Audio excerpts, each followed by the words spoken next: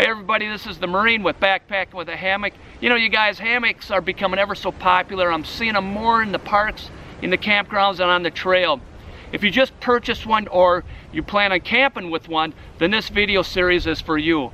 This first episode, we're going to look at the styles, designs, and options. But first, the intro.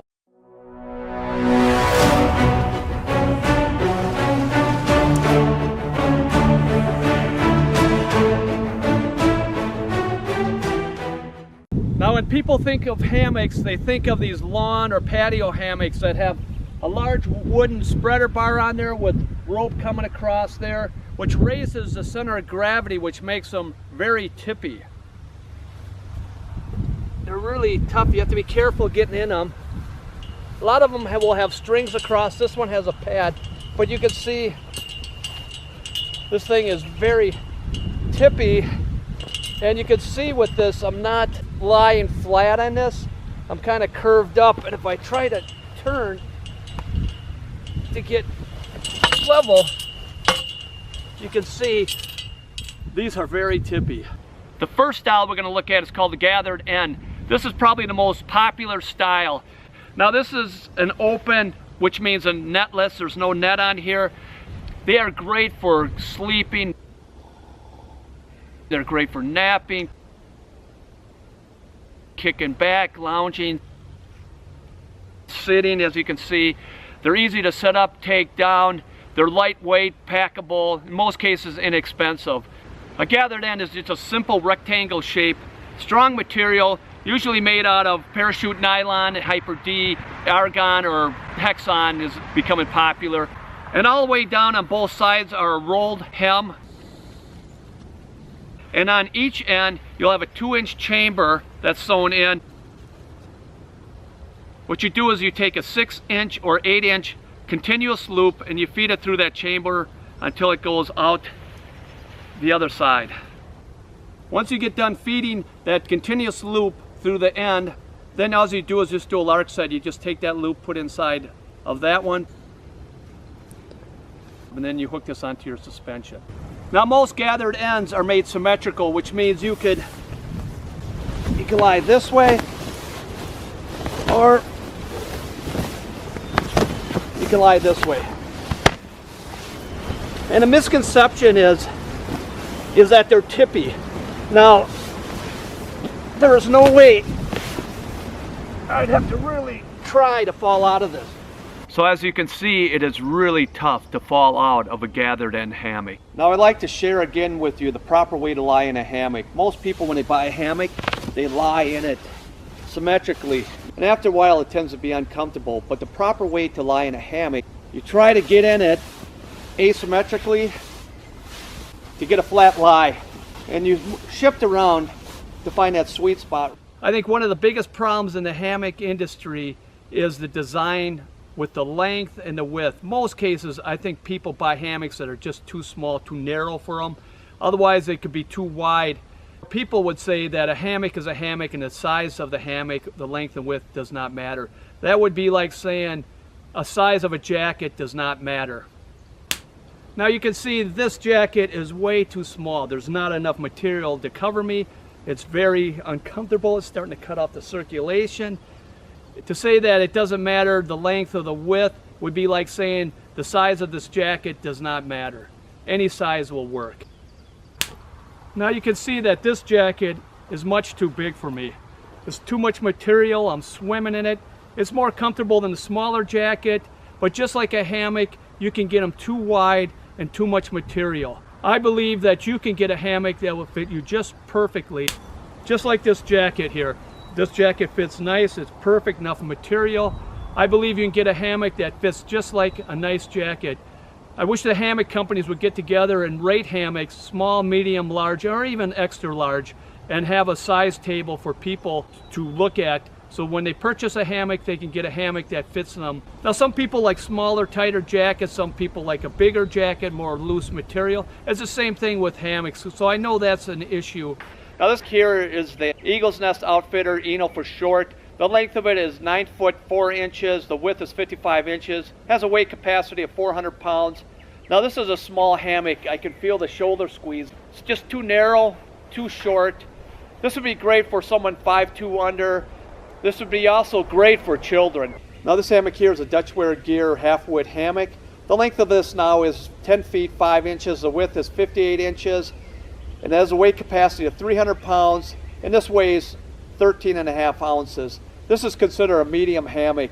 More comfortable than the small, but it's still a little bit of shoulder squeeze here. Now this hammock here would be for someone 5'6", maybe 5'7" and under. Now if someone's looking for an ultralight hammock during the summertime where it's buggy, this is a great little hammock because it has a net that goes halfway, so it makes it lightweight, and this just falls down, and this way you're protected from the bugs.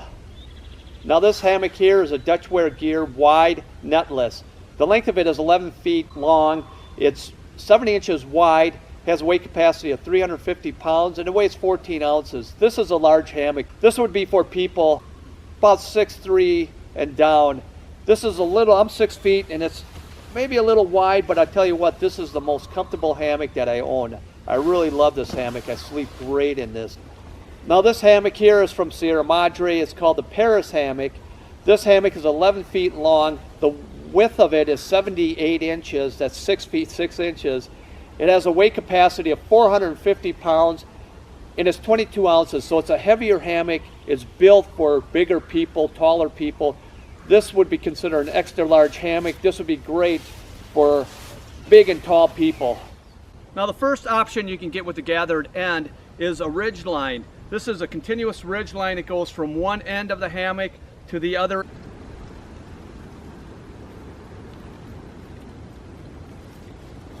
When you set it up, you'll always have the sag that you want. No matter how far the trees are, you'll always have the sag.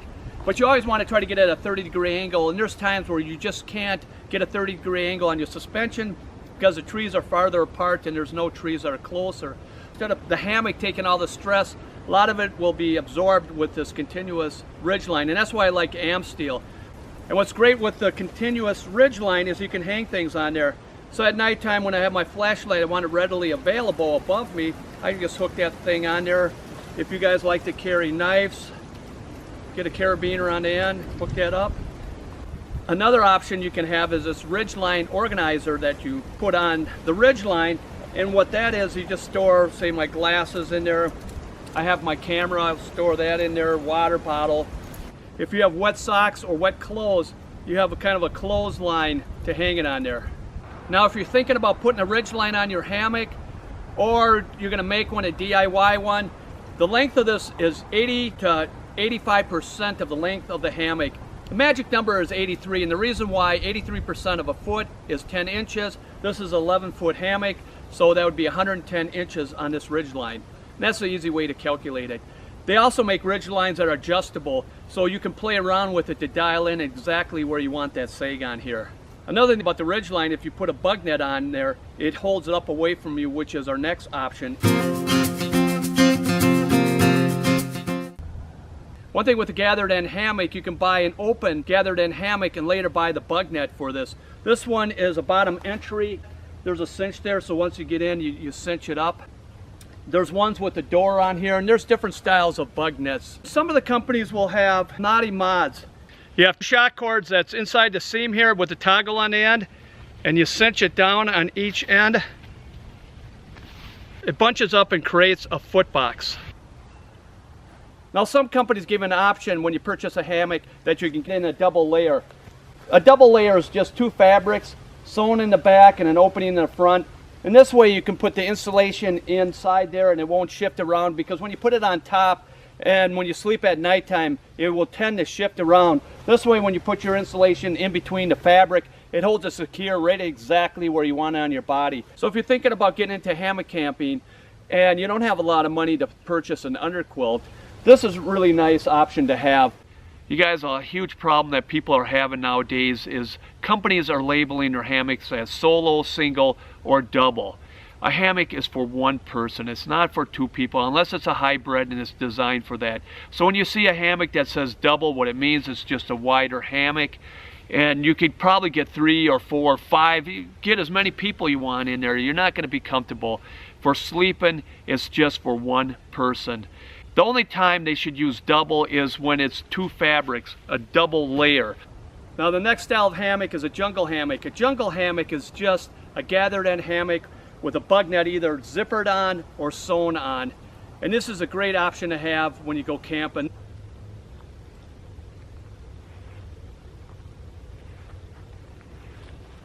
This is probably your most popular style for camping. Now this hammock is the War Bonnet Blackbird XLC. What's nice about this, guys, you can take this mosquito netting off and use it as an open hammock. You could also put a winter cover on there. This is great for camping. Now the next style we're looking at is the bridge hammock. Now the bridge hammock is kind of a cot shape.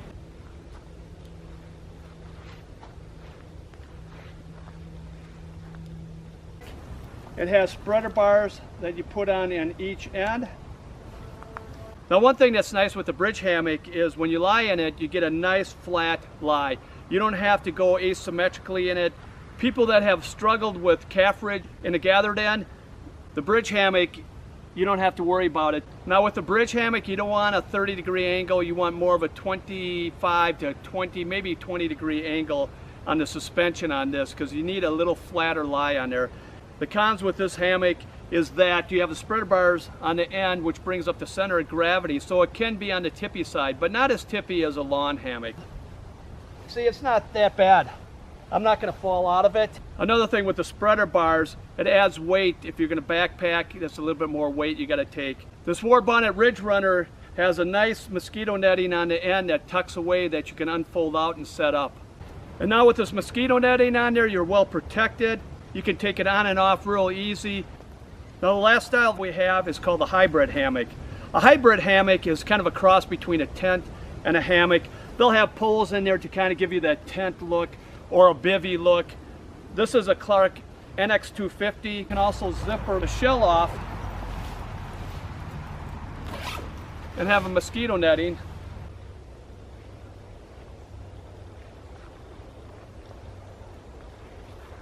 Or you can take the mosquito netting off and tuck it away and have an open hammock. But one of the cons are these are very bulky and they're very heavy to take backpacking. And if you're car camping, these will just work just fine. Some of the hybrid hammocks, you can put 2 or 3 people in there, or even more, but you have to have 3 anchor points. So it could be a challenge if you come to an area where there's not many trees. Well, this concludes our first episode of Beginner's Guide to Hammock and Hammock Camping. The next episode will be about how to hang the hammock, the 3 basic suspensions that come with a hammock nowadays and how to use them. If you like this video, please click the like button down below. If you found this video to be helpful and insightful, please click the subscribe button. And that just notifies you when the next video is coming out. And most important, if you have any questions or comments, please write them down below. I'd love to hear from you. This is the Marine with Backpacking with a Hammock. Thank you for watching and God bless.